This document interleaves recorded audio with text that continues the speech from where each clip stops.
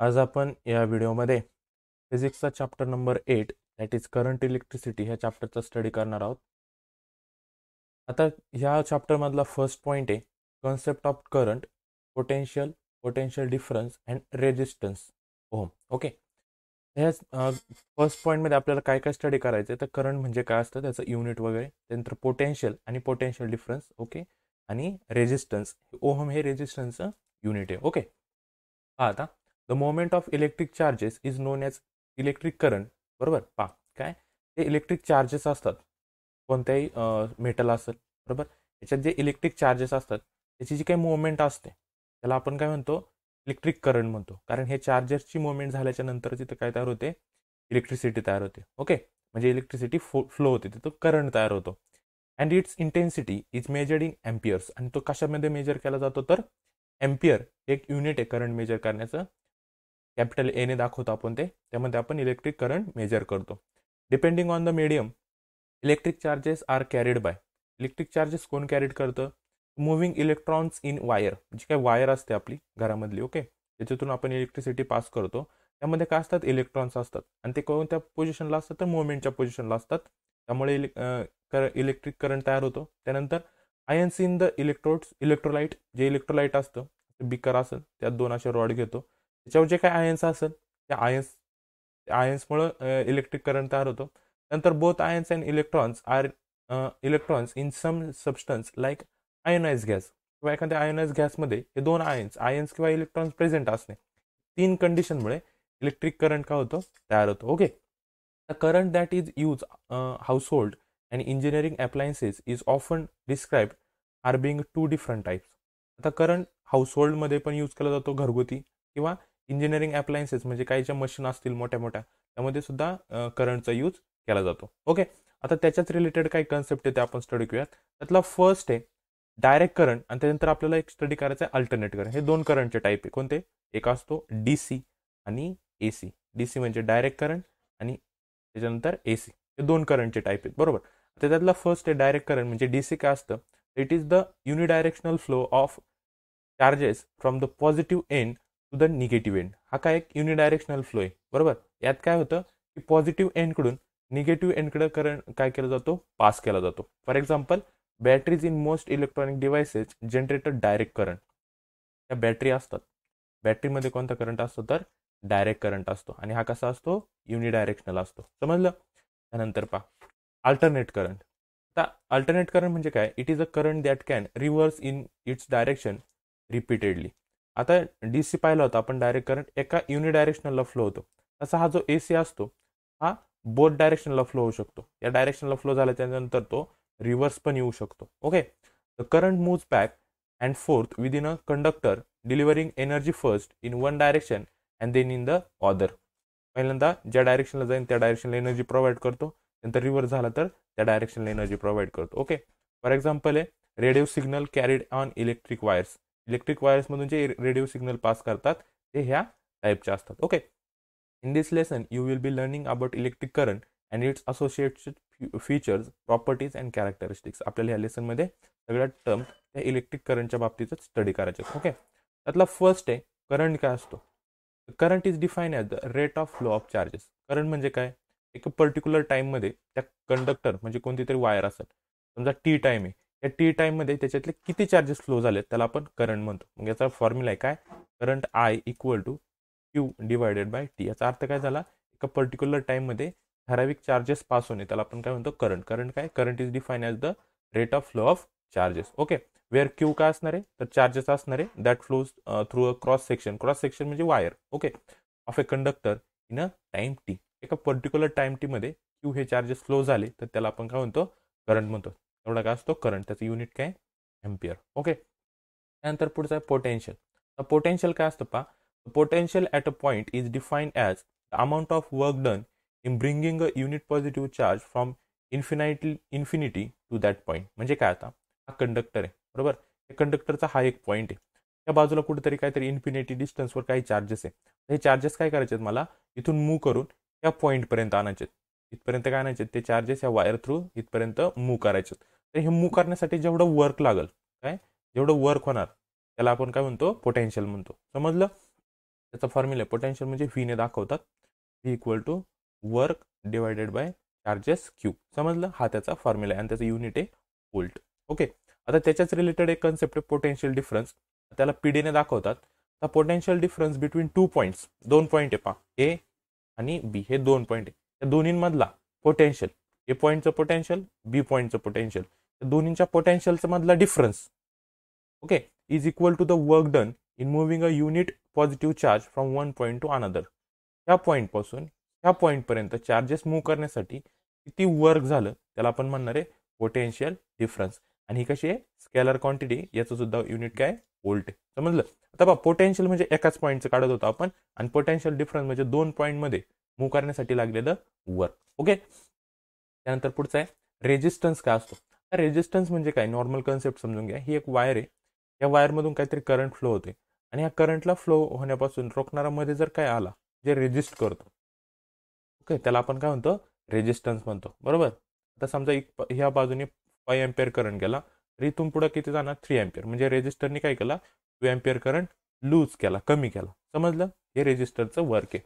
आता the obstruction offered to the flow of current by the conductor. कंडक्टरच्या मध्ये काय करतो, तो ऑब्स्ट्रॅक्शन टाकतो. कंडक्टर म्हणजे आपली wire. Okay, is called the resistance. कंडक्टरच्या मध्ये चार्जेस फ्लो करण्यासाठी जो ऑब्स्ट्रॅक्शन टाकतो, जो ऑब्स्टॅकल बनतो, त्याला आपण रेजिस्टन्स म्हणतो. Depends on the number of collisions suffered by the electrons. आता इथं काय होतं, इलेक्ट्रॉन्स याच्यामधून मूव्ह होतात ना, मध्येच जर ऑब्स्टॅकल आला तर एकमेकावर इलेक्ट्रॉन काय होतात, कोलाइड होतात, धडकतात एकमेकाला, with positive ions moving from one end to the other end. हे मूव्ह होत असताना एकमेकावर काय होतं, त्याचं कोलिजन होतं. ओके, आणि याचं युनिट काय, ओहम. हा त्याचा सिम्बॉल आहे ओहमचा.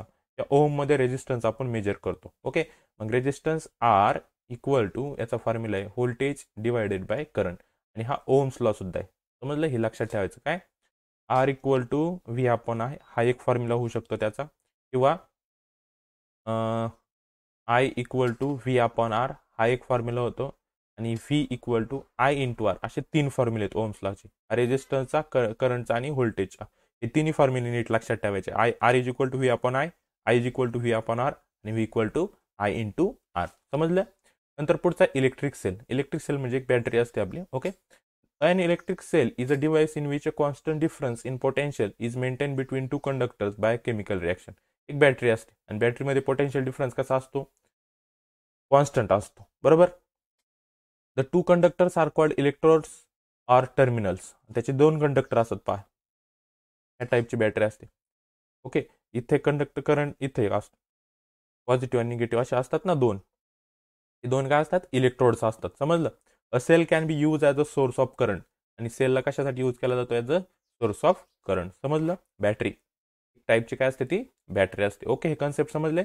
5 concept, current, potential difference, resistance आणि इलेक्ट्रिक सेल. ओके, त्यानंतर पुढचा पुढचा पॉईंट आहे की पोटेन्शियल आणि इलेक्ट्रिक करंटमध्ये काय असतं रिलेशन. ओके, आता potential is an electric state of a conductor which determine the direction of flow of charges when the two conductors are either kept in contact or joined by a metallic wire. आता काय सांगितलं पाहिजे, काय की potential is an electric state. Electric स्टेटची एक electric state आहे potential of a conductor. बरोबर. Which determines the direction of flow. त्याच्यावर आपण काय डिटरमाइन करणार आहे की फ्लो कोणत्या साईडला फ्लो आहे करंटचा, तो डिटरमाइन करतो when the 2 conductors are either kept in contact or join by the metallic wire. 2 conductor आहे, समजा कंडक्टर ए, बरोबर, आणि कंडक्टर बी ए. हे कंडक्टर एकमेकाला जॉईन केलेले आहेत. बरोबर.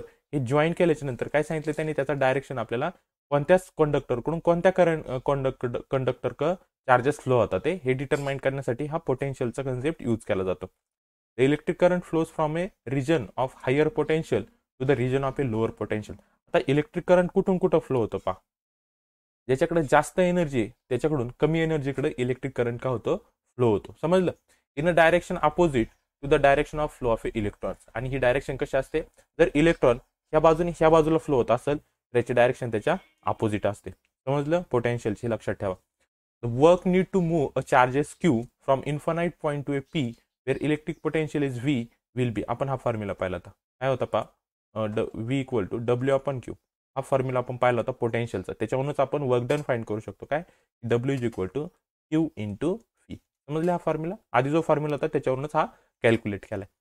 SI unit of electric potential is volt. Electric पोटेन्शियलचं आपल्याला युनिट पण माहिती आहे काय, व्होल्ट आहे. आणि हे लक्षात ठेवायचं की 1 व्होल्ट म्हणजे काय असतं, 1 जूल डिवायडेड बाय 1 कुलम. हे युनिट आहे त्याचं, जूल अपॉन कुलम. ओके. आणि VA मायनस VB म्हणजे असतो पोटेन्शियल डिफरन्स, त्याला आपण V म्हणतो. V म्हणजेच काय आपला VA मायनस VB असतो. म्हणजे याच्यावर आपण फॉर्म्युला लिहितो ना, V equal to W upon Q. आणि इथं पण आपण हा फॉर्म्युला लिहू शकतो काय, VA minus VB equal to W upon Q. समजलं. वेअर W काय असणार आपलं, वगदान असणार आहे. Q काय असणार आहे, आपले चार्जेस असणार आहे, त्याचं युनिट आहे कुलोम चार्जचं. ओके. त्यानंतर from point A to B ते मूव्ह होणार आहे. आणि त्याचा डिफरन्स आपण पाहिला VA VB are the potentials of the point A and B. समजले. पोटेन्शियल अँड इलेक्ट्रिक करंट का असतो, हा फॉर्म्युला इथं फक्त लक्षात ठेवा, ह्या कन्सेप्ट नीट लक्षात ठेवायचा आहे. त्यानंतर नेक्स्ट आहे, आता हा जो काय आपण रेजिस्टन्स स्टडी केला होता त्याच्यावर कोणकोणते फॅक्टर्स आहे ते रेजिस्टन्स ऑफ कंडक्टरवर अफेक्ट करतात. ओके. म्हणजे factor affecting resistance of a conductor. एक रूल आहे की R is directly proportional to I upon A. बरोबर. याच्यावरून आपल्याला काय सांगायचं, त्याचे फॅक्टर्स कोणकोणते त्याचे अफेक्ट करतात कशावर, रेजिस्टन्सवर. म्हणजे रेजिस्टन्स कधी कमी असणार आहे, कधी जास्त असणार आहे कंडक्टरचा. ओके. आता फर्स्ट असणार आहे नेचर ऑफ कंडक्टर व त्याचा रेजिस्टन्स खूप डिपेंड करतो. Okay. Resistance of or material is depend on it's material. Okay. Resistance of पाहिजे इथं, रेजिस्टन्स ऑफ मटेरियल म्हणजे कोणत्या टाईपचा कंडक्टर आहे त्याचा रेजिस्टन्स कशावर डिपेंड असणार आहे, त्याच्यामध्ये असणार आहे मटेरियलचा, म्हणजे तो कशापासून बनलेला आहे. ओके. त्यानंतर पहा कंडक्टर्स कोणकोणते असतात, तर सिल्वर, लीड आणि ॲल्युमिनियम यांचा रेजिस्टन्स कमी असणार आहे. कंडक्टरचा रेजिस्टन्स का असतो, कमी असतो. आणि जे इन्सुलेटर असतात त्याचे रेजिस्टन्स हाय असतात. ओके. मग असे कोणकोणते आहेत, तर प्लास्टिक, रबर आणि वूड हे यांचा रेजिस्टन्स कसा असणार आहे, जास्त असणार आहे. आणि कंडक्टरचा रेजिस्टन्स का असतो, कमी असतो. त्यानंतर दुसरा फॅक्टर आहे त्याचा लेंथ ऑफ कंडक्टरवर पण रेजिस्टन्स डिपेंड असतो. जर longer conductors offer more resistance, म्हणजे पहा जर खूप जास्त मोठी वायर असेल तर याच्यात रेजिस्टन्स कमी असतो. आणि छोटी वायरमध्ये रेजिस्टन्स काय असतो, कमी असतो. कंडक्टर म्हणजे आपली थोडक्यात वायर कन्सिडर करायची. ओके. म्हणजे लेंथ ऑफ कंडक्टर. नंतर थिकनेस ऑफ कंडक्टर, जर खूप जाड वायर असेल त्याचा रेजिस्टन्स खूप जास्त असतो. आणि जी पातळ वायर असते त्याचा रेजिस्टन्स कमी असतो. समजले. नंतर पुढचं आहे temperature of conductor. Resistance of a conductor increases with increasing temperature. जसं जसं ह्या वायरचं टेम्परेचर वाढत जातं तसा तसा त्याच्यातला रेजिस्टन्स सुद्धा वाढत जातो. समजले. हे 4 फॅक्टर्स आहे जे रेजिस्टन्स ऑफ कंडक्टरवर अफेक्ट करतात. फर्स्ट काय, नेचर ऑफ कंडक्टर, त्यानंतर length of conductor, thickness of conductor आणि टेम्परेचर ऑफ कंडक्टर. ओके. नंतर पुढचा पॉईंट आहे आपल्याला पाहायचा ओम्स लॉ. काय आहे तो ओम्स लॉ, तर according to Ohm's law the current flowing in a conductor is directly proportional. पहा काय सांगितलंय, करंट फ्लोईंग इन कंडक्टर म्हणजे I is directly proportional to the potential difference. Directly proportional to potential difference काय, V across its end provided the physical condition and the temperature of the conductor remains constant. आणि त्यावेळेस काय पाहिजे, आपली त्याचं temperature काय पाहिजे, रिमेन्स कॉन्स्टंट पाहिजे. मग ओम्स लॉ काय, I is directly proportional to V. म्हणून इथे मी लिहिले पहा, I is directly proportional to V. Okay. आता हे डायरेक्टली प्रोपोर्शनलला काय करतात, एक I डायरेक्टली प्रोपोर्शनलच्या ऐवजी आपण असं टाकतो इक्वल आणि एक कॉन्स्टंट घेतो. इथं आपण आर काय घेतला, एक रेजिस्टन्सचा कॉन्स्टंट घेतला आणि इंटू V असतो. बरोबर. म्हणजे याच्यावर आपण काय फॉर्म्युला तयार करू शकतो पहा, याच्यावरून हा V कडे मल्टिप्लाय त्याला I कडे डिवाइड करा, हा एक फॉर्म्युला तयार झाला पहा, R equal to I upon V झालाय.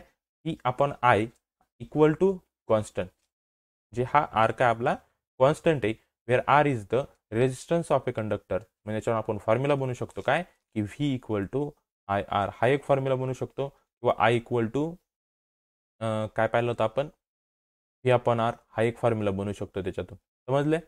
मग पहा, दस the resistance of a conductor is numerically equal to the potential difference across its end when unit current flows through it. म्हणजे त्याच्यातून ज्यावेळेस आपण 1 अँपिअर करंट फ्लो करतो त्यावेळेस काय सांगितलं त्यांनी, की resistance of a conductor is numerically equal to the potential difference. म्हणजे काय, ज्यावेळेस आपण करंटची व्हॅल्यू 1 अँपिअर घेतो त्यावेळेस V इक्वल टू काय असतो, R असतो. कारण जो I V equal to IR हा जो फॉर्म्युला आहे, जर I ची व्हॅल्यू 1 टाकली तर व्होल्टेज इक्वल टू काय होतो, रेजिस्टन्स होतो. समजले. आणि हा त्याचे फॉर्म्युले, युनिट काय असणार आहे त्याचं, ओम असणार आहे. सिम्बॉल आहे हा ओमचा. आपण असं लिहू शकतो काय, 1 ohm equal to 1 volt divided by 1 ampere. समजलं. हा ओम्स लॉ आहे. ओके. हा पूर्ण पॉईंट तुम्हाला एक्सप्लेन करावा लागेल. ओके. त्यानंतर पुढचं आहे की कंडक्टन्स म्हणजे काय असतं. आता कंडक्टन्स काय, की रिसिप्रोकल ऑफ रेजिस्टन्स म्हणजे 1/R इक्वल टू काय असतो सी म्हणजे कंडक्टन्स. हा कंडक्टन्सचा फॉर्म्युला आहे. काय कंडक्टन्स म्हणजे reciprocal of resistance is called as the conductance. त्याचं युनिट आहे. आता पहा युनिट कसं काढतात. 1/R युनिट काय ओम आहे इक्वल टू कंडक्टन्स म्हणजे कंडक्टन्सचं युनिट काय येणार ओम वरती गेला तर काय होणार आहे ओम रेस टू -1. समजलं. हे झालं कंडक्टन्सचं युनिट. समजलं. त्यानंतर पुढचा कन्सेप्ट आहे सुपर कंडक्टर्स का असतात. आता it is a substance of A zero resistance. Resistance का असतो 0 असतो सुपर कंडक्टरमध्ये at a very low temperature. आणि टेम्परेचर सुद्धा काय असतं त्याचं कमी असतं. त्याला आपण काय म्हणतो सुपर कंडक्टर. म्हणजे इलेक्ट्रिसिटीला इझिली काय करतात कॅरी करतात. याचं एक बेस्ट एक्झाम्पल आहे काय मर्क्युरी. आणि याचं टेम्परेचर काय पाहिजे 4.2 केल्विनच्या खूप खाली पाहिजे. त्यावेळेस हा सुपर कंडक्टर म्हणून वर्क होतो. समजलं. त्यानंतर आता पुढचा एक आपल्याला पाहायचं आहे ओहम आणि नॉन ओहमिक रेजिस्टर्स असे 2 रेजिस्टर असतात. एक असे रेजिस्टर की जे ओहमचा रूल फॉलो करतात आणि असे रेजिस्टर जे ओहमचा रूल फॉलो करत नाही. त्यामध्ये काय डिफरन्स आहे पहा ओहमिक रेजिस्टन्स आणि नॉन ओहमिक रेजिस्टन्स. आता जे ओहमिक रेजिस्टन्स असतात इट ओबेज ओहम्सला आणि जे नॉन ओहमिक असतात इट डज नॉट ओबेज ओहम्सला. ओके. आता ओहमिक रेजिस्टन्स मध्ये पाहिलं तर graph of current versus potential V is straight line. यांचा ग्राफ कसा असतो स्ट्रेट लाईन असतो आणि यांचा ग्राफ कसा असतो not a straight line. Okay. कोणाकोणाचा ग्राफ करंट आणि व्होल्टेजचा म्हणजे पोटेन्शियलचा. त्यानंतर slope of V I graph is same at all the value of V R. आता असा ग्राफ असणार याचा एक स्ट्रेट व्हॅल्यू येते. याचा जर स्लोप आपण कोणत्या पण पॉईंटला काढला तर याचा स्लोप काय असतो सगळीकडे सेम असतो. तसं याची स्ट्रेट लाईन नसते. याची स्ट्रेट लाईन अशी कोणती पण लाईन असेल याची याचा प्रत्येक पॉईंटला स्लोप काय असतो वेगवेगळा असतो. याचे जर एक्झाम्पल पाहिले तर ओमिक रेजिस्टरमध्ये येतो आपला सिल्वर. ओके. आणि नॉन ओमिक मध्ये कोणता येतो तर जंक्शन डायोड किंवा ट्रान्झिस्टर वगैरे जे असतात ते नॉन ओमिक मध्ये येतात. ओके. त्यानंतर पुढचा आहे की रेजिस्टिव्हिटी ऑर स्पेसिफिक रेजिस्टन्स. आता हा पी नाही हा रोचा सिम्बॉल आहे. याला काय म्हणतात रो म्हणतात. हा रेजिस्टिव्हिटीसाठी यूज केला जातो. ओके. पहा resistivity of a material is the resistance of a wire of that material of unit area of cross section. तर रेजिस्टिव्हिटी म्हणजे काय असतं तर resistivity of a material is the resistance. हा एक टाईपचा काय असतो रेजिस्टन्स असतो of a wire of that material of unit length and unit area of cross section. म्हणजे ती जी वायर आहे ती युनिट लेंथची आणि त्याचा क्रॉस सेक्शन सुद्धा सेम त्याच टाईपचा पाहिजे तर त्याचा आपण रेजिस्टिव्हिटी ऑफ मटेरियल फाइंड करू शकतो. समजलं. हा एक टाईपचा काय रेजिस्टन्स आहे त्या मटेरियलचा. मग आरचा आपण रेजिस्टन्स रेजिस्टिव्हिटी कशी लिहू शकतो पहा आपण आपल्याकडं R is directly proportional to I/A. हा आपल्याकडे एक फॉर्म्युला होता. त्यात काय केलं मी डायरेक्टली प्रोपोर्शनलच्या ऐवजी इक्वल टू आणि त्याचा कॉन्स्टंट रो टाकला I/A. हा झाला रेजिस्टिव्हिटी. समजलं. हा रेजिस्टिव्हिटीचा फॉर्म्युला काय की R equal to rho into I/A. Okay. याच्यात आर म्हणजे असतो रेजिस्टन्स, आय म्हणजे करंट, ए म्हणजे त्याच्यातले चार्जेस आणि रो म्हणजे रेजिस्टिव्हिटी. समजलं. Where is R is the constant of the resistivity or a specific resistance. आणि याचं युनिट असणार आहे ओहम पर मीटर. रेजिस्टन्सचं युनिट ओहम पण ही रेजिस्टिव्हिटी म्हणून याचं युनिट काय येतं ओहम मीटर येतं. समजलं. Resistivity is less for a good conductor. जे गुड कंडक्टर असतात म्हणजे जे इलेक्ट्रिसिटीला इझिली कॅरी करतात त्याची रेजिस्टिव्हिटी कमी असते. आणि लार्ज कोणाची असते तर बॅड कंडक्टरची रेजिस्टिव्हिटी जास्त असते. समजलं. Depend on material of that conductor. Depend म्हणजे त्या कंडक्टरचं मटेरियल कोणत्या टाईपचे त्याच्यावर त्याची रेजिस्टिव्हिटी डिपेंड असणार आहे. Okay. Resistivity of a metal increases with increase in its temperature. जसं जसं आपण टेम्परेचर वाढवत जाऊ तसं तसं त्याची रेजिस्टिव्हिटी काय होत जाते वाढवत जाते. आणि वाईल सेमीकंडक्टरच्या ऐवजी सेमीकंडक्टरच्या बाबतीत उलटा असतं. सेमीकंडक्टरचं जसं जसं आपण टेम्परेचर वाढवत जाऊ तसं तशी त्याची रेजिस्टिव्हिटी डिक्रीज होत जाते. समजलं. याच्यावर काही फॅक्टर्स आहे ते अफेक्ट करतात रेजिस्टिव्हिटीला. फर्स्ट आहे मटेरियल ऑफ द कंडक्टर म्हणजे कंडक्टर कोणत्या मटेरियलचा बनलेला आहे त्याच्यावर डिपेंड असतं. म्हणजे resistivity is less for good conductor and large for insulator. Okay. Same आपण रेजिस्टरचं पाहिलं तसं द टेम्परेचर ऑफ कंडक्टर जसं जसं आपण टेम्परेचर इन्क्रीज करत जाऊ तशी तशी त्याची रेजिस्टिव्हिटी पण इन्क्रीज होत जाते. ओके. आता रेजिस्टन्स आणि रेजिस्टिव्हिटी यामध्ये काय डिफरन्स येतो आपल्याला स्टडी करायचा. आता डेफिनेशन फर्स्ट पॉईंट काय असणार त्याचा डेफिनेशन. ओके. आता रेजिस्टन्स म्हणजे काय असतं it is the physical property of a substance because of which it oppose to flow of current. Resistivity म्हणजे काय जे करंटला काय करते अपोज करते त्याला आपण रेजिस्टन्स म्हणतो. रेजिस्टिव्हिटी काय असते resistivity is a physical property of A particular substance which having particular dimension. Same resistance सारखंच असतं पण याचे थोडेफार डायमेन्शन का असतात, वेगवेगळे असतात. म्हणजे टेम्परेचर किंवा त्याच्या मटेरियलवर हे डिपेंड असतं. समजलं. त्याच्यानंतर त्याचे proportionality, the resistance is directly proportional to length and temperature. पहा, जो काय रेजिस्टन्स असणार आहे डायरेक्टली प्रोपोर्शनल असतो त्या लेंथ ऑफ कंडक्टर आणि त्याच्या टेम्परेचरवर, आणि इनव्हर्सली प्रोपोर्शनल असतो त्याच्या क्रॉस सेक्शनल एरियावर. समजलं काय? डायरेक्टली प्रोपोर्शनल असतो लेंथ आणि टेम्परेचरवर, आणि इनव्हर्सली प्रोपोर्शनल असतो क्रॉस सेक्शनल एरियावर. ओके, क्रॉस सेक्शनल एरिया म्हणजे जी वायर असते, जी काही जाडी असते ना, त्याला आपण क्रॉस सेक्शनल म्हणतो. समजलं. त्यानंतर resistivity is only proportional to the nature and the temperature of the particular material. आणि रेजिस्टिव्हिटी फक्त डिपेंड कशावर असते? त्या मटेरियल कंडक्टरच्या नेचरवर आणि त्याच्या टेम्परेचरवर. समजलं. त्यानंतर पहा इथं सिम्बॉल याचा आर आणि याचा पी. पी नाही, हा रेजिस्टिव्हिटीचा सिम्बॉल असा रो आहे. याला पी नका म्हणून, हा काय आपला रो. समजलं. त्यानंतर फॉर्म्युला काय आहे? तर रेजिस्टिव्हिटीचा फॉर्म्युला आपल्याला माहिती, रेजिस्टन्सचा काय, R equal to V upon I, हा त्याचा फॉर्म्युला आहे. समजलं.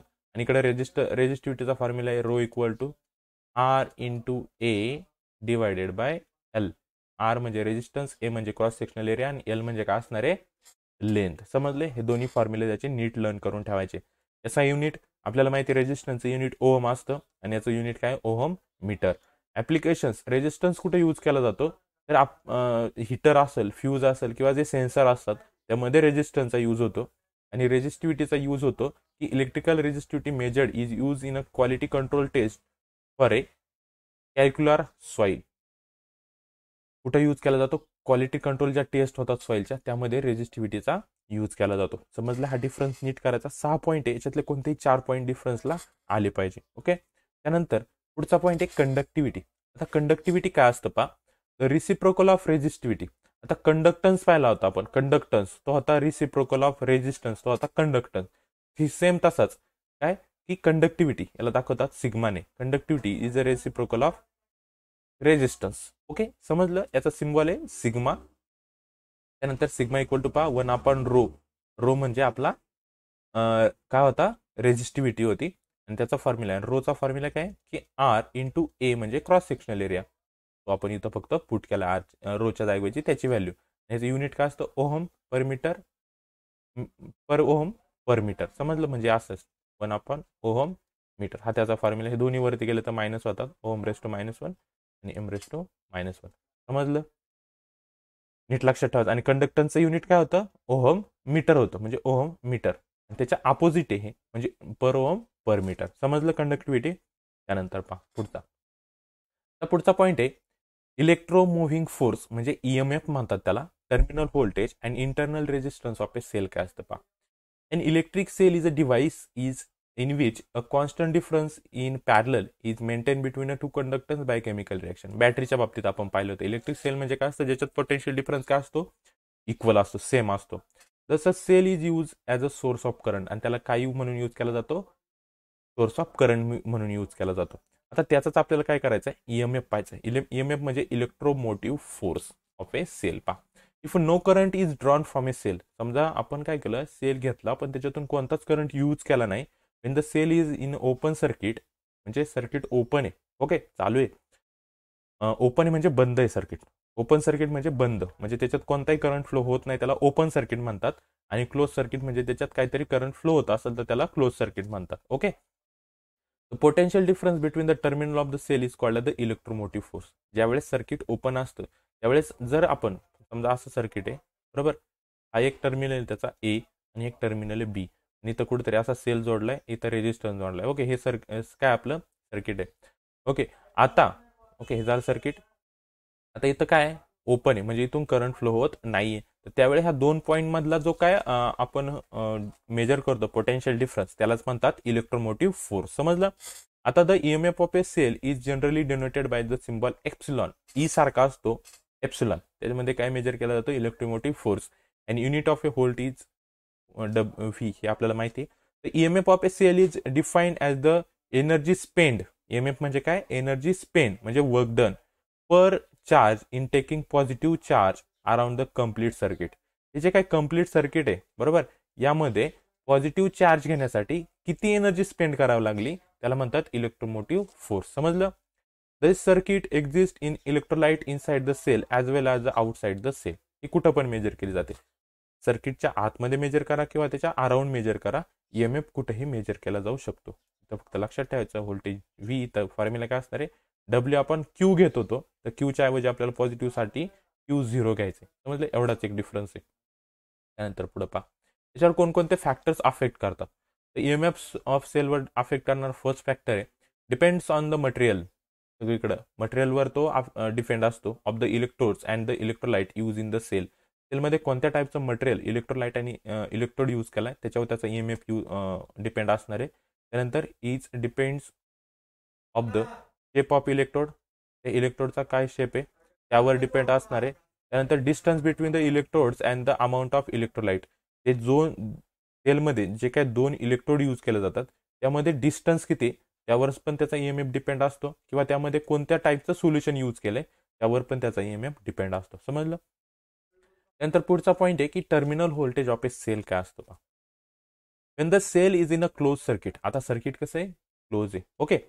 The potential difference between the electrodes of the cell is called the terminal voltage. बरोबर. आता हे सर्किट ज्यावेळेस क्लोज असेल त्यावेळेस सेलचे जे काय दोन आपले टर्मिनल असतात, पॉझिटिव्ह आणि निगेटिव्ह, त्यामधलं जे व्होल्टेज असतं त्याला आपण काय म्हणतो, टर्मिनल व्होल्टेज म्हणतो. त्याचा सिम्बॉल आहे V. Okay. The terminal voltage of a cell is defined as the work done per charge in carrying a positive charge. Same तीच डेफिनेशन जी आपण आत्ता पाहिली होती. ओके. ईएमएफची जी डेफिनेशन पाहिली होती सेम तीच डेफिनेशन याला सुद्धा अप्लाय होते. समजलं, टर्मिनल व्होल्टेजला. नीट लक्षात ठेवा. आता पहा, इलेक्ट्रोमोटिव्ह फोर्स आणि टर्मिनल व्होल्टेज मधला डिफरन्स आपल्याला इथं स्टडी करायचा आहे. It denoted the voltage produce inside the electric source. Electric सोर्सच्या आतमध्ये जे व्होल्टेज प्रोड्यूस होतं ते म्हणजे असतं आपलं ईएमएफ. आणि टर्मिनल व्होल्टेज म्हणजे जे काही दोन पॉईंट असतात पोटेन्शियल आपले याचे सेलचे, त्या दोन्हीमधला पोटेन्शियल डिफरन्स ते असतं आपलं टर्मिनल व्होल्टेज. ओके. आता external force work in moving a charge from one place to another pole inside the source. सोर्सच्या आतमध्ये चार्ज एका ठिकाणाहून दुसऱ्या ठिकाणी फ्लो करणे ते असतं आपलं ईएमएफ. आणि इथं काय होतं, it is the work in moving a charge from one place to another through a wire. आणि इथं काय केलं जातं की वायरमध्ये, हे टोटल सर्किटमध्ये मेजर केला जातो ईएमएफ, आणि हा फक्त वायरच्या दोन टर्मिनलमध्ये मेजर केला जातो. समजलं. याचा फॉर्म्युला E = I × R+R असणारे दोन रेजिस्टर इथे यूज केला जातात. एक असतो टोटल सर्किटचा रेजिस्टन्स, ओके, आणि एक असतो बॅटरीचा रेजिस्टन्स. समजलं. म्हणून इथं R+R घेतलाय, हे नीट लक्षात ठेवा. एक असणारे सर्किटमधला रेजिस्टन्स आणि एक असतो बॅटरीचा रेजिस्टन्स. समजलं. आणि इथं असणारे V = I × R. सेम आहे, फक्त इथं एक रेजिस्टन्स वाढतोय. इट फ्लोज, काय सांगितलं पहा पुढचा point, it flows the coulomb force operation. Okay. आणि it flows non coulomb force of operation. हा पॉईंट जमला तर करा, थोडासा वेगळा आहे. याच्यात काय सांगितलं की it flows the coulomb force operation म्हणजे काय की क्यूवर डिपेंड असणार आहे. क्यू काय, चार्जेस आहे. चार्जेसचं युनिट काय, कुलम. त्याच्या फोर्सवर डिपेंड असणार आहे ईएमएफ, आणि हा डिपेंड नसतो, म्हणजे नॉन फोर्स ऑपरेशनवर डिपेंड असतो. Okay. Measured with EMF meter. हे कशाने मेजर केला जातो, तर ईएमएफ मीटरने ईएमएफ मेजर केला जातो. आणि it measure with the volt meter. आणि हा कशाने मेजर केला जातो, व्होल्ट मीटरने मेजर केला जातो. It is always greater than the voltage. EMF हा व्होल्टेजपेक्षा जास्त असतो, आणि हा जो टर्मिनल व्होल्टेज हा ईएमएफ पेक्षा छोटा असतो. EMF is cause in a gravitational, electric और मॅग्नेटिक फील्ड. या तिन्ही फील्डमध्ये ईएमएफ प्रोड्यूस होतो. कुठं कुठं, ग्रॅव्हिटेशनल फील्ड, इलेक्ट्रिक फील्ड किंवा मॅग्नेटिक फील्डमध्ये. आणि voltage is cause only in the electric field. आणि व्होल्टेज फक्त इलेक्ट्रिक फील्डमध्येच कॉज होतो. समजलं. नंतर व्होल्टेज ड्रॉप काय असतं पहा. व्होल्टेज ड्रॉप म्हणजे the work done in carrying a unit charge way electrolyte is called the voltage drop. काय असतं, work done in carrying a unit charge in through the electrolyte. आता जे सेल असतो, सेलच्या आतमध्ये इलेक्ट्रोड्स असतात, आणि इथं जे सोल्युशन असतं त्याला इलेक्ट्रोलाइट म्हणतात. त्या इलेक्ट्रोलाइटमधून एक चार्ज ड्रॉ करणे त्याला म्हणतात व्होल्टेज ड्रॉप. काय म्हणतात त्याला, व्होल्टेज ड्रॉप. समजलं. आणि व्होल्टेज ड्रॉपचा फॉर्म्युला आहे W/Q0. ओके. वेर W म्हणजे काय असणार आहे, W-W'. आता W-W' म्हणजे ईएमएफ मधला वर्क आहे हा, आणि हा व्होल्टेज आपण जे पाहिलं होतं टर्मिनल व्होल्टेज त्याच्यामधलं वर्क आहे. समजलं. ईएमएफ = काय असणार आहे, आपलं terminal voltage plus voltage drop. हे दोन एकत्र केले तर आपल्याला काय भेटतो, ईएमएफ भेटतो. हे पण लक्षात ठेवायचं. ओके. त्यानंतर आहे internal resistance of a cell. सेलच्या आतमध्ये रेजिस्टन्स त्याला स्मॉल R ने दाखवतात, आणि कॅपिटल R म्हणजे सर्किट मधला रेजिस्टन्स. ओके. आता it is the resistance offered by the electrolyte inside the cell to the flow of current असतं हा इंटरनल रेजिस्टन्स.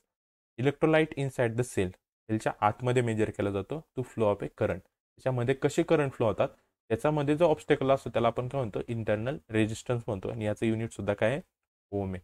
समजले हे कन्सेप्ट छोटे छोटे. त्यानंतर याचे काय फॅक्टर्स आहेत हा factors affecting the internal resistance short form आहे त्याचा SDNT. एस म्हणजे सरफेस एरिया, डी म्हणजे डिस्टन्स बिटवीन इलेक्ट्रोलाइट, एन म्हणजे nature and concentration of electrolyte, T म्हणजे टेम्परेचर ऑफ इलेक्ट्रोलाइट. हे जे फॅक्टर्स आहेत त्याच्यावर इंटरनल रेजिस्टन्स डिपेंड असतो सेलचा. सरफेस एरिया इलेक्ट्रोलाइट म्हणजे काय large surface area of electrodes less in the internal resistance. जर इलेक्ट्रोडचा एरिया जास्त असेल तर त्याच्यामध्ये इंटरनल रेजिस्टन्स कमी असतो. ओके.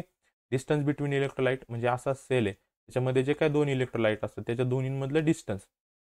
तर काय सांगितलं more the distance between electrolyte यामध्ये जर डिस्टन्स जास्त असेल तर इंटरनल रेजिस्टन्स हा जास्त असतो. नेचर तर higher the concentration of electrolyte जे सोल्युशन वापरतो ते जर हायर कॉन्सन्ट्रेशनचं असेल तर त्याच्यामधलं इंटरनल रेजिस्टन्स सुद्धा जास्त असतो. आणि टेम्परेचर जर टेम्परेचर जास्त असेल इलेक्ट्रोलाइटचं इंटरनल रेजिस्टन्स कमी असतो. हे नीट लक्षात ठेवायचे फॅक्टर्स आपण 2-3 टाईपचे फॅक्टर्स अफेक्टिंग स्टडी केलेत. ओके. पुढचा पहा कॉम्बिनेशन ऑफ रेजिस्टर्स. तर कॉम्बिनेशन म्हणजे काही रेजिस्टर्स आपण सिरीजमध्ये लावतो आणि काही रेजिस्टन्स आपण कधी कधी पॅरललमध्ये लावतो. तर ह्या दोन्हींचा आपल्याला स्टडी करायचा. आता रेजिस्टन्स इन सिरीज म्हणजे काय पाहिजे खाली डायग्राम दिले. When 2 or more resistors connected in series the terminal of one resistor is connected to starting end of the other. म्हणजे काय एका रेजिस्टरचा एंड दुसऱ्या रेजिस्टरच्या स्टार्टिंगला कनेक्ट केला जातो त्याला म्हणतो आपण रेजिस्टर्स इन सिरीज. समजलं. सिरीज म्हणजे एकमेकाला कनेक्ट करणे. ओके. आता इथं पहा काय होतं ज्यावेळेस आपण सिरीजमध्ये रेजिस्टन्स लावतो त्यावेळेस त्याच्या व्होल्टेजची ॲडिशन होते. पाहिजे हे 1 व्होल्ट आहे हे 2 व्होल्ट होतं हे 6 हे सगळ्यांचे ॲडिशन होऊन टोटल व्होल्टेज इथं मेजर केलं जातं. समजलं. आणि सगळीकडे करंट सेम राहतो याच्यात. पहा when resistors are set in series त्यावेळेस काय होतं पहा the current flow in a single path. या सिंगल पाथमध्ये काय होतं करंट फ्लो होतो. That is the same current passes through each resistor. प्रत्येक करंटमधून सेम. समजा ह्या रेजिस्टरमधून 1 अँपियर करंट गेला ह्या रेजिस्टरमधून सुद्धा 1 अँपियर करंट जाणार आहे आणि ह्या रेजिस्टन्समधून सुद्धा 1 अँपियर करंट जाणार आहे. म्हणजे करंट सगळीकडे काय राहणार आहे सिरीजमध्ये सेम राहणार आहे. आता जर पोटेन्शियल डिफरन्स पाहिला तर potential difference across any resistor is directly proportional to its resistance. आता इथं व्होल्टेज वेगवेगळा असणार आहे. पोटेन्शियल डिफरन्स म्हणजेच व्होल्टेज वेगवेगळा असणार आहे डिपेंड्स ऑन रेजिस्टन्स. समजलं. Potential difference across the entire circuit is equal to the sum of the potential difference across the individual. आता आपल्याला पूर्ण जर सर्किटमधला व्होल्टेज मेजर करायचा असेल तर प्रत्येक रेजिस्टन्सचा व्होल्टेज ऍड करावा लागतो. म्हणजे पहा आपल्याला जर ह्या पूर्ण डायग्राम मधला टोटल व्होल्टेज काढायचा असेल तर काय करणार आहे हा 1 प्लस पुढच्या रेजिस्टन्सचा 2 प्लस 6 टोटल यांची ऍडिशन केली की त्याला 9 आली. त्या टोटल सर्किटमध्ये किती व्होल्टेज आहे 9 हा त्याचा फॉर्म्युला आहे. ओके. आणि जर आपल्याला इक्वलन्स रेजिस्टन्स काढायचा असेल सगळ्यामधला रेजिस्टन्स काढायचा असेल रेजिस्टन्समध्ये सुद्धा काय केलं जातं प्रत्येकाचा रेजिस्टन्स काय केला जातो ऍड केला जातो. हे झालं सेरीज. आता याच्याच अपोजिट पॅरलमध्ये काय केलं जातं पहा नीट लक्षात ठेवायचा सेरीज आणि पॅरलल. तर पॅरलमध्ये काय केलं जातं in parallel combination the starting end of the 2 resistors are joint to the point and the terminal end of the 2 are combine in a given direction to the source of electricity. म्हणजे याचे सगळे starting point एकत्र केलेले असतात. Okay. आणि सगळे end point एकत्र केले असतात. कोणताही रेजिस्टर एकमेकाला जोडलेला नसतो. समजलं. आता याच्यात डिफरन्स काय असतो पहा सिरीज आणि पॅरलमध्ये. तर सिरीजमध्ये सगळीकडे करंट सेम होता तसं पॅरलमध्ये सगळीकडे व्होल्टेज सेम राहतं. समजलं. सगळीकडे काय राहतं व्होल्टेज सेम राहतं पॅरलमध्ये आणि सिरीजमध्ये करंट सेम राहतो. Okay. When resistors are set in parallel the potential difference across is resistor is same. म्हणजे व्होल्टेज सगळीकडे सेम असतं and is equal to the potential difference across the terminal of the battery of the source. Okay. म्हणजे टर्मिनलचा potential difference equal to सगळ्याचा potential difference असतो. The current in a series is inversely proportional to resistance. आणि current कसा असतो inversely proportional to resistance असतो. समजलं. याचा फॉर्म्युला पहा जर आपल्याला टोटल करंट फाइंड करायचा असेल कशात पॅरलमध्ये तर सगळ्या करंटची काय केली जाते ऍडिशन केली जाते. आणि जर आपल्याला इक्विव्हॅलन्स याचा रेजिस्टन्स फाइंड करायचा असेल पहा सिरीज RS म्हणजे रेजिस्टन्स इन सिरीज तिथे काय केलं होतं आपण R1 plus R2 plus R3 केलं जात होतं. पण ज्यावेळेस आपल्याला रेजिस्टन्स इन पॅरलल काढायचं असेल ते काय जातं रेसिप्रोकलची ऍडिशन केली जाते. कशाची ऍडिशन केली जाते रेसिप्रोकलची. समजलं. मग याचं LCM वगैरे काढून आपण फाइंड करू शकतो किंवा हा एक त्याचा फॉर्म्युला बनवलाय की सगळ्याचा LCM काढून डायरेक्ट इथे सांगितलं बा हा जरी फॉर्म्युला केला डायरेक्ट तरी चालेल. काय वरती सगळ्यांची मल्टिप्लिकेशन जेवढे रेजिस्टर असेल तेवढे आणि खाली त्यांची ऍडिशन. समजलं. हे झाले 3 रेजिस्टन्स. तर आपल्याला 2 रेजिस्टन्स दिले ते काय करणार आहे तुम्ही R1 into R2 divided by R1 plus R2. समजलं, जेवढे रेजिस्टन्स देतील तेवढा फक्त इथं एक ॲड करायचा आहे. इथं 4 दिले तर इथं +4. समजलंय, हा फॉर्म्युला आहे कशाचा, पॅरल, हा झाला सेरीजचा आणि हा आपला पॅरलचा. ओके, नीट लक्षात ठेवायचे कॉम्बिनेशन काय कुठं होतं, नीट लक्षात ठेवायचं. काय सिरीजमध्ये पाहिलं आपण करंट सगळीकडे सेम राहतो, पॅरलमध्ये व्होल्टेज सेम राहतं. समजलं, तिथं व्होल्टेजची ॲडिशन होत होती, इथं करंटची ॲडिशन होते. समजलं, आणि हा फॉर्म्युला त्याचा रेजिस्टन्स फाइंड करण्याचा. ओके, त्याच्यातला लास्ट पॉईंट आहे, ते कॉम्बिनेशन आपण पाहिलं सिरीज आणि पॅरलचं. आता इथं खाली दिलं आपल्याला, how do you find the potential difference and the resistance in resistor that are set up in series and parallel. आता सेरीज आणि पॅरललमध्ये जर आपल्याला काही सर्किट दिलं असेल तर त्याचा रेजिस्टन्स आणि रेजिस्टर कसा फाइंड केला जातो ते सांगितले. तर काय करायचं, first determine the resistance of each branch of A parallel combination. Parallel combination घ्यायचं, त्याच्यातलं एक्झाम्पल असतं त्याच्यावर. त्या पॅरलल कॉम्बिनेशन मधला पहिल्यांदा रेजिस्टन्स फाइंड करायचा प्रत्येक ब्रांचचा. त्यानंतर देन डिटरमाइन द इक्विवॅलन्स रेजिस्टन्स. आता रेजिस्टन्स फाइंड झाला, आता फाइंड करायचा इक्विवॅलन्स रेजिस्टन्स. आता रेजिस्टन्स नुसता आर असतो, इक्विवॅलन्स रेजिस्टन्स म्हणजे RS किंवा RP. आता आपल्याला इथं पॅरलचं काढायचं म्हणजे काय काढायचं आपल्याला RP. मग RP साठी फॉर्म्युला काय आपला R1 R2 जेवढे रेजिस्टर असेल तेवढे प्लस R1 प्लस R2. समजलं. आणि लास्टली काय केलं जातं, find the total resistance bye adding the resistance of A serial combination आणि इक्विवॅलन्स रेजिस्टन्स ऑफ ए पॅरलल. दोन टाईपचे सर्किट जर एकत्र केले असेल, त्यांनी सांगितलं आपल्याला दोन्ही जर सेम दिला असेल म्हणजे अर्ध सर्किट सिरीजमध्ये आणि त्यालाच पॅरललमध्ये जर कनेक्ट केलेलं असेल तर काय करतात, तर काय सांगितलं, पहिल्यांदा पॅरलल मधला इक्विवॅलन्स रेजिस्टन्स काढायचा, सिरीज मधला काढून घ्यायचा आणि दोन्हीची ॲडिशन करायची. समजले कसं फाइंड केलं जातं. याच्यावर काही एक्झाम्पल आहेत ते पण आपण पाहणार आहेत. ओके, समजला हा चॅप्टर, खूप इझी चॅप्टर आहे. फक्त त्याच्यात जे काही कन्सेप्ट दिलेत, रेजिस्टन्स इन पॅरलल असेल, रेजिस्टन्स इन सिरीज असेल, ते नीट करायचे. फॅक्टर खूप इम्पॉर्टन्स आहेत, सगळे फॅक्टर्स करून ठेवायचे. ओके, त्याच्यानंतर हे छोटे छोटे कन्सेप्ट, डिफरन्स, त्यानंतर फॉर्म्युला असेल, त्याचे युनिट असेल, हे सगळं नीट करून ठेवायचे. ओके, यानंतरचा जो चॅप्टर आहे तो आपण नेक्स्ट व्हिडिओमध्ये पाहू.